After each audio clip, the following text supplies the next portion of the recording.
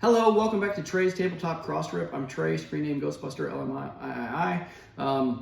I'm kind of in between big new games coming in, the Kickstarters that were to be delivered soon. I've put out the videos, and I don't have any more new ones coming in for a while based on best I can tell. So I thought we'd do something a little different in this episode. We're still going to do an unboxing, but we're going to do a retro unboxing. So this is MASH the board game.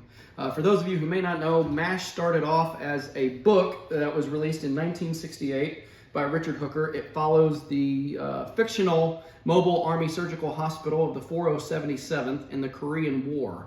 Obviously, MASH units were a real thing and they were used in the Korean War, but the actual characters and the story is fictionalized. The book itself was turned into a movie in 1970 starring Donald Sutherland and Elliot Gould. And then 2 years later, in 1972, the TV show MASH, which follows the same characters but with mostly different actors. The only actor that did return was the actor for Radar O'Reilly. Different actors, same characters, started in the TV show in 1972, and that lasted all the way until 1983. So the Korean War itself lasted 3 years. The TV show lasted for 11.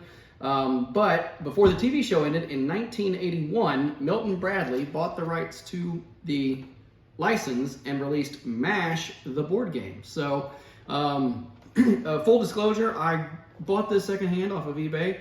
The box itself was already opened, but the components are new. So I know I like to do unboxings. I don't get to cut the tape on this because the box was open, but we will get to cut the tape on the inside. So we'll take a look at MASH, the board game. So here's the cover. Like I said, this was in 1981, so this was towards the end of the series. So the characters you see on the cover are Hawkeye and Hot Lips Houlihan, and then BJ Honeycutt and Max Klinger. BJ and Klinger didn't come in until later in the series. BJ even after Klinger. Klinger was, I think, season 2 or 3. Hawkeye and Margaret were there from the beginning. So here is the box. It's pretty standard. It says ages 7 to 14. And then the bottom was nice and blank. So let's open it up. And then inside the box lid is the instruction manual and your content list. So you didn't have a separate pad or anything. But the goal is that you travel around the board to pick up wounded soldiers and helicopter parts. And you have to deliver wounded soldiers and helicopter points to the chopper pad to win if you're the first player to do that. You need at least 6 wounded and a complete chopper, which consists of a nose, middle, and tail. So those are the instructions. And then here is the board game, or the game board. So it's the same pictures that were on the cover. Pretty basic art, but you choose which character you are, and you can travel around the board. And then you're trying to, like I said, you're trying to get the wounded and the chopper pieces to the chopper pad here at the bottom. So they've got Pierce and Houlihan and Klinger and BJ Honeycutt. So they use 3 last names and then BJ's first name / initials. I guess they didn't want to try to write Honeycutt out there. So that's the game board. And then inside, like I said, these are new components. So this is the spacer, but here are your wounded soldiers, and I hope it comes up in the video, but these are actually perforated, and you are supposed to punch these out for your soldiers to, keep track of them. So I have not decided if I'm going to punch them out myself or if I'll just make some kind of makeshift wounded soldier to actually play the game, but that's them.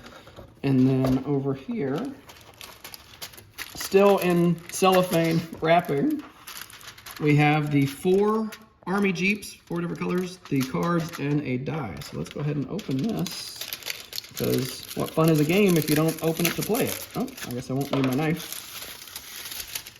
So here are your Army Jeeps, all the same mold, just molded in different colors. So there's the back of them and the top. So you had blue and green and red and yellow. So you could pick your favorite character and your favorite color. They are not specifically assigned. So it looks like the litters with the wounded would be two too big to actually fit on the Jeep. So I guess you would just place it in front of you, because if you can, I don't know if it'll show up, but the little chairs actually stick up just a hair. It's not going to focus. There it is. So you can see the chairs stick up, so you couldn't just lay one flat across there. So I guess you just got to put it in front of you because the chairs stick up. But so, I mean, I guess for 1981, the detailing's pretty good on these. Just little plastic Jeeps. And then you've got a standard D6.